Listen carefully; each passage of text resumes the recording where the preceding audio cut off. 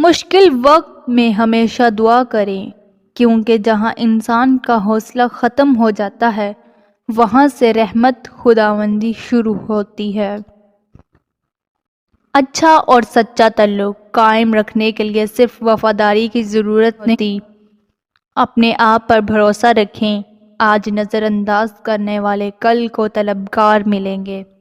کچھ لوگ قسمت کی طرح ہوتے ہیں جو دعا سے ملتے ہیں، اور کچھ لوگ دعا کی طرح ہوتے ہیں جو مل جائیں تو قسمت بدل دیتے ہیں۔